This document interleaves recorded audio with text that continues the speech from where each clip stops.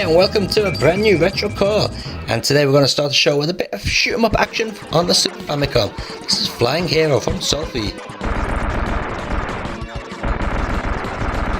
Now at first glance this looks like a very dull and drab kiddie looking shooter, but don't let the graphics on the first level and the sort of off-key music put you off. This is actually quite a tough and challenging game.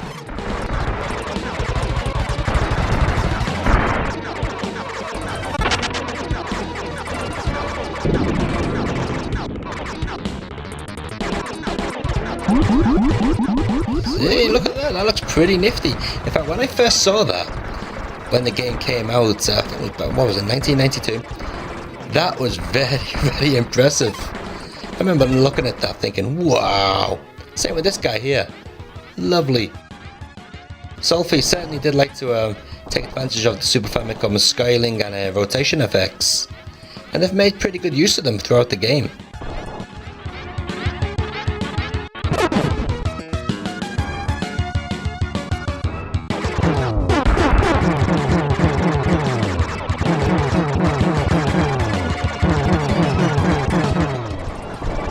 What the hell is that? Oh, look at a cat with a pair of spider-looking legs. Oh man, they were certainly on something when they thought up that boss.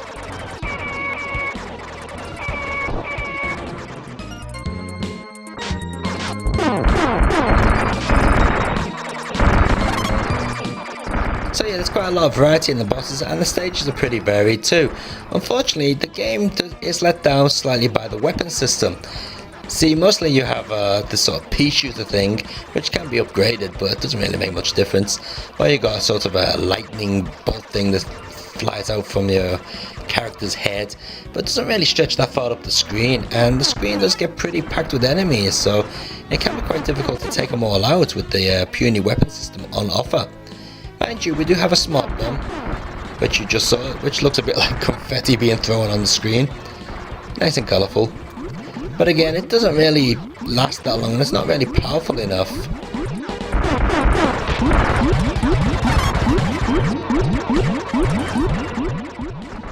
So overall, Flying Hero is a pretty solid shooter.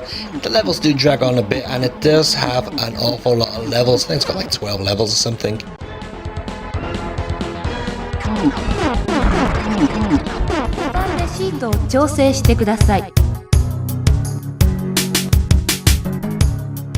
Okay, so let's move on to something a little bit different.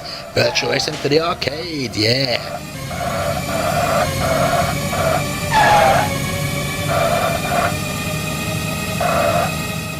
Now I know I did feature Virtua Racing on Sega consoles in a few shows back.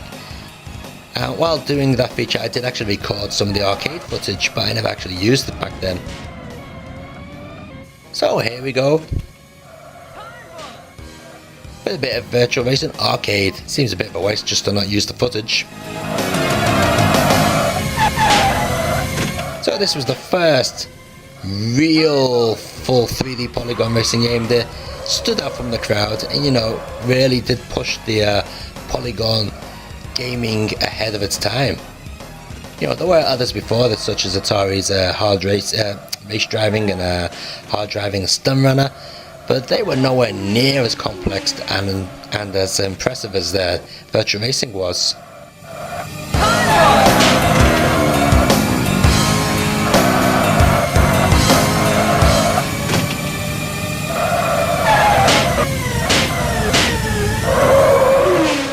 And even now, all these years later, it's still a pretty nifty looking racing game.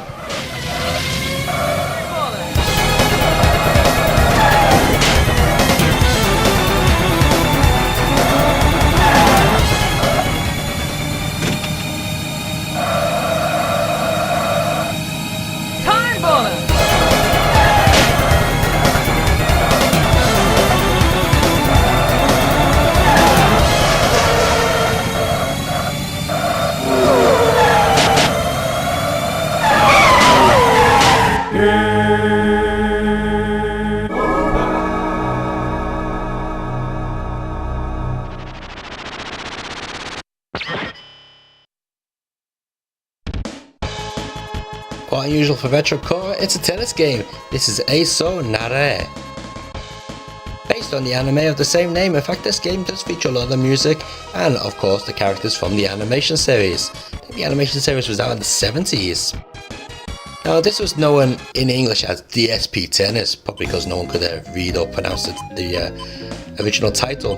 Now the reason it's known as DSP Tennis is because the game does include a special DSP processing chip to help with the scaling effects. Now when you take a look at the doubles game, you're probably thinking, well, why would you need a DSP chip for that? Well, you probably don't really, to be honest. It's when you play the singles game is where the DSP chip comes into hand.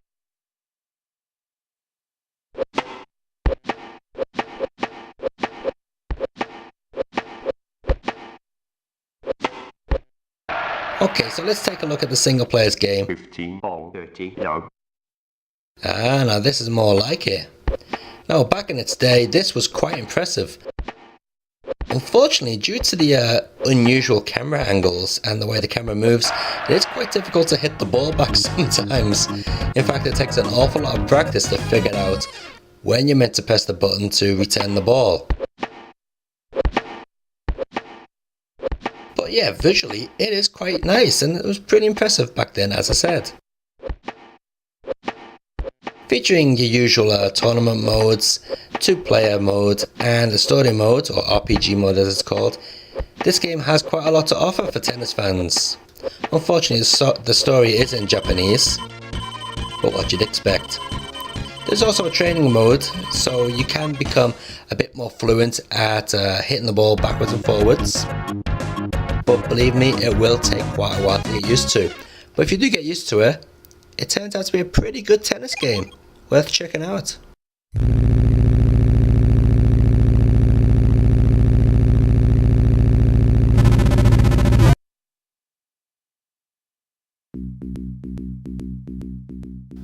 The 80s were the best time.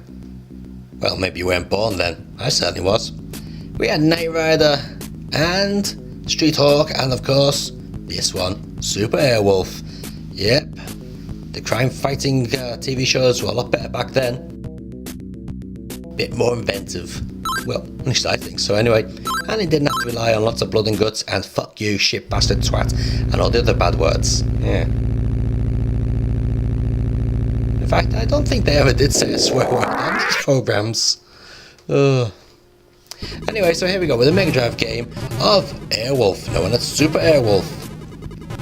This was actually released in the States as well under the name of Crossfire, with the references from Airwolf taken out, and they actually changed the character as well to some, God knows what they were thinking about. Looks like some sort of I don't know, I can't even say, but the artwork which they use is bloody awful. Looks like some guy from the military.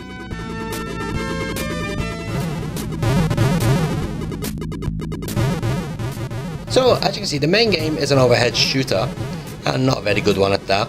And once you finish those missions, you go onto these close-up shots. Now, the whole aim of this close-up section is to blow away as many enemies and obstacles as possible, because then you're going commando. Oh yeah, I don't mean commando without any underpants on either. I'm talking about commando.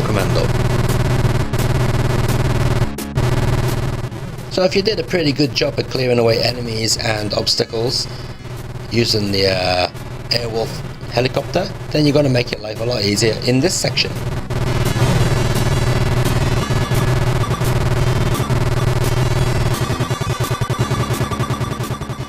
If you do find yourself in a tricky situation, you can call the Airwolf helicopter to come and help you.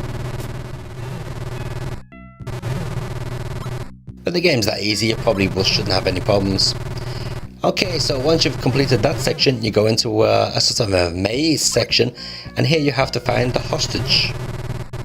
Find the hostage, and you're all set to go back to the sky.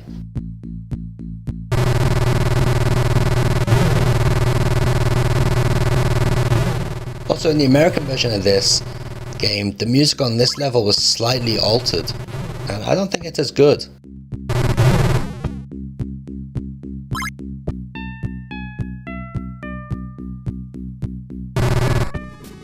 Okay, so back to the skies we go, and off to the base. But of course, since we're going back to the base, we've got to take out a few boss attacks as well.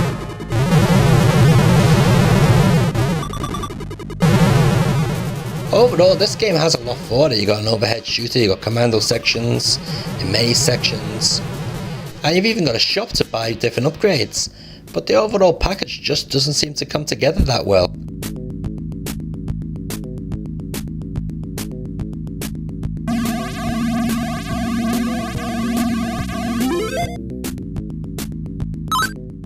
So here we go with upgrading the arms.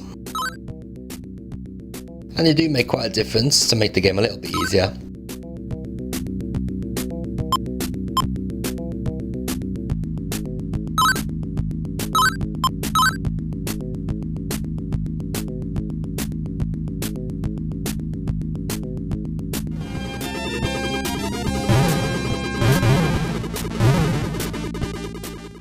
Now I think the main letdown in the game are these sections. They're just boring, and the enemies come on at some of the most ridiculous angles you can imagine, and they seem to just follow you. A lot of the times you can also get blown away by projectiles which you don't even see. You're just dead and you think, what the hell hit me?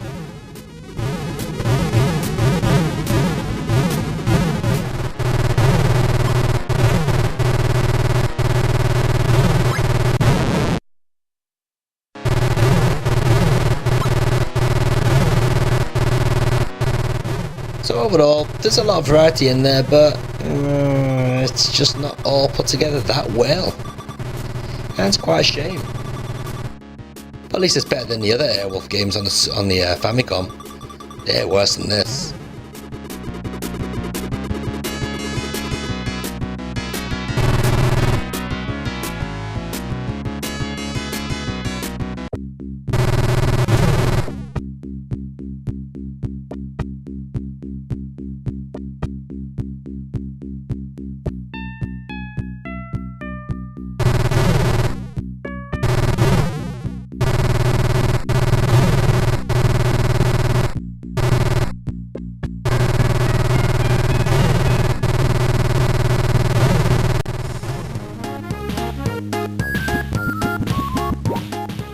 SpongeBob's Atlantis Squarepants.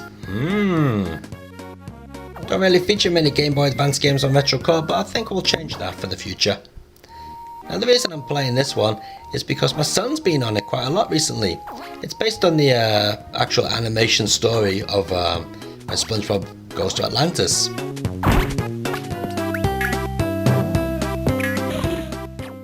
Now I start off the game playing as SpongeBob or Patrick. And the first level is quite straightforward. All you've got to do is find, I think it's 10 pieces of the Atlantis coin. Don't know why you'd need to find 10 though, because there's only 2 pieces needed in the actual animation. Now each character has their own style of attack. As you can see, Patrick's is quite funny. He sort of laps up enemies with his tongue. Bloody idiot. Definitely the Homer Simpson of SpongeBob. Whilst SpongeBob has his bubbles, and he likes to blow bubbles at enemies. You can also jump on top of enemies to take them out.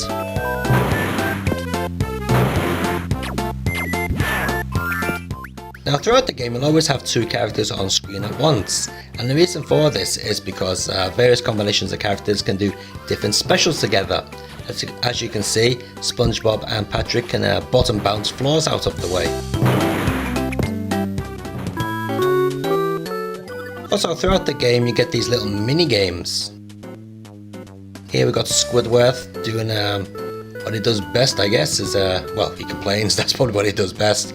But he's playing his clarinet and SpongeBob and Patrick are dancing along to it. Another one of the mini games is here where you have to keep the world's oldest bubble from bursting.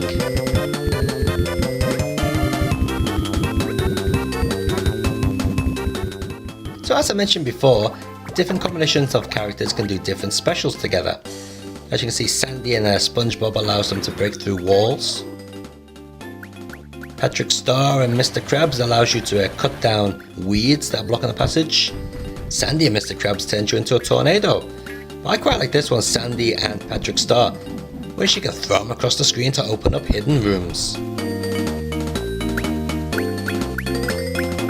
Now this is a good game for kids, and it's pretty much a good game for any SpongeBob fan. It's probably one of the best SpongeBob games out there. And while it is quite difficult to die because you do get an awful lot of life, and collecting the little shells gives you more life, and of course Krusty Burgers, not Krusty Burgers, Krabby Patties, they also give you more life as well.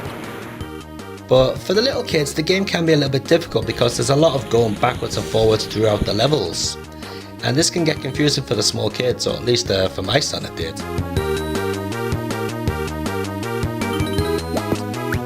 But I suppose if you help out the kids with those certain sections, it's not going to be too difficult for them.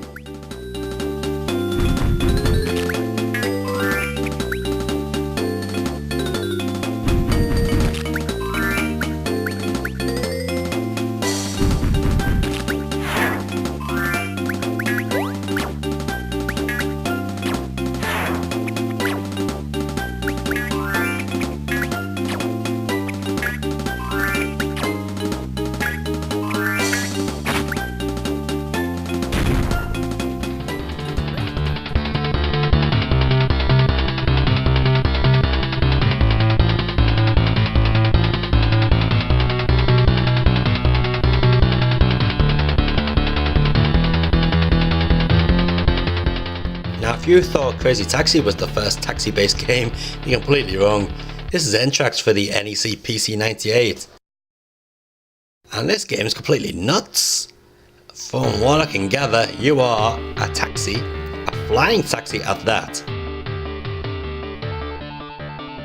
You go to the drop-off point, and then for some unknown reason, you take to the skies and blow away other taxis. Oh yeah. But you do have a reason for this, they're trying to blow you away too.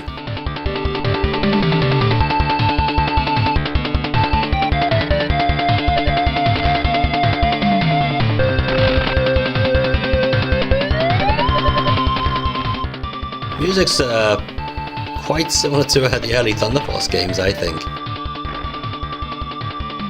With all that pitch bending in there.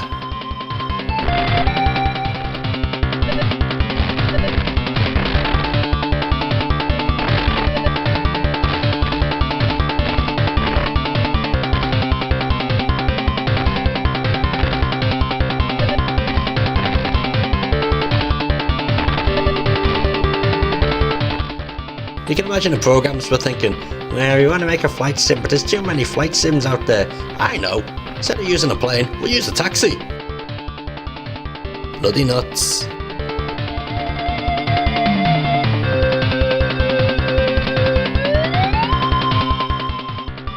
So as you'll notice, it is now night time. So it does add a bit of variation into the levels the way the day progresses as you fly through the areas blowing away other taxis. Not a bad game, but not a great game. But definitely an interesting game.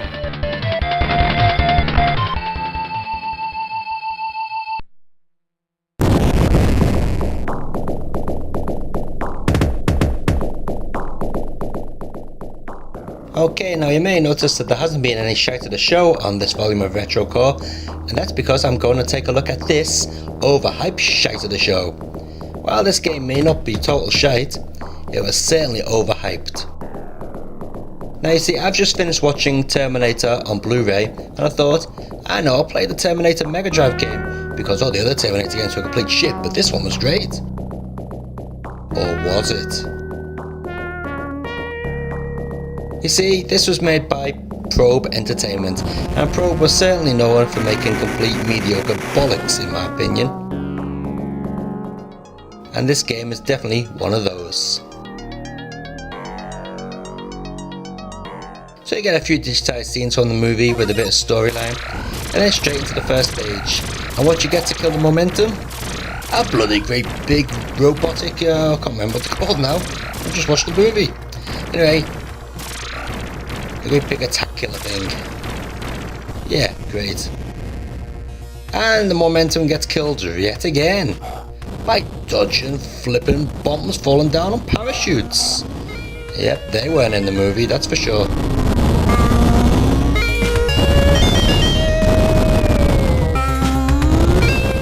Yeah, great. Okay, so the action gets good here. So see the door there, it's completely blocked off. How the fuck did that Terminator get there then? It's amazing, isn't it? It just appeared from nowhere. Good programming there, probe. So anyway, this is more like it. We walk along with our gun, we can blow away these Terminators. And the idea is to blow up Skynet, just as Kyle Reese described in the movie.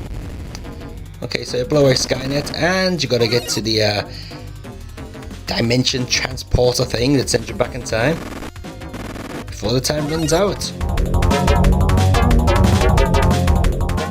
I hate this, you can't really shoot the Terminators when they're on the stairs. And you're gonna say the graphics are quite nice.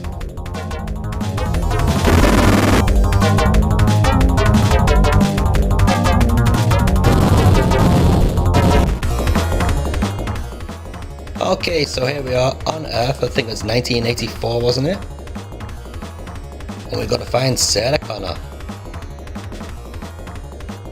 Now, did you notice that you could blow away those Terminators with one shot from your gun? Look how many shots it takes to kill a bloody policeman.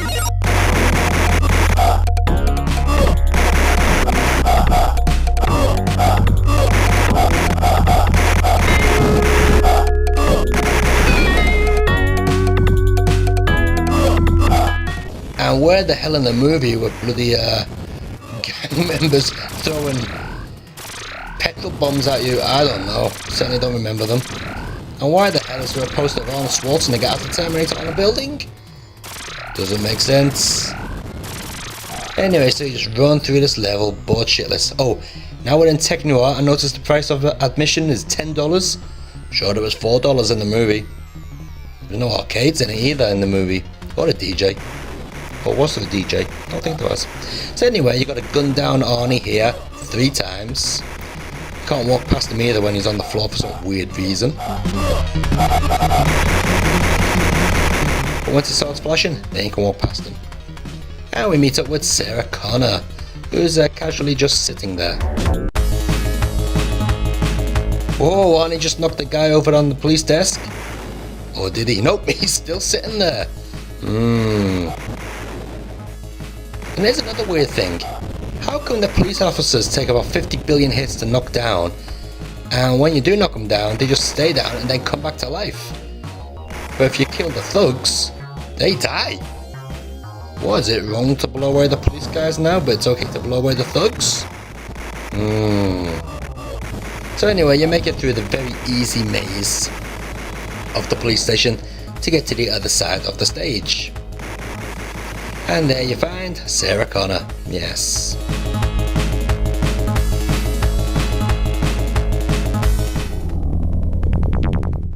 And I'm not missing out a lot of levels here on the game. In fact, you've seen pretty much the whole game.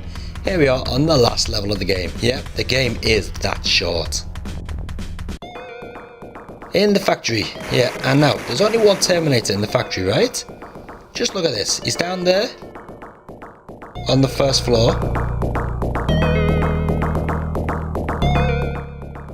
Yep, there he is.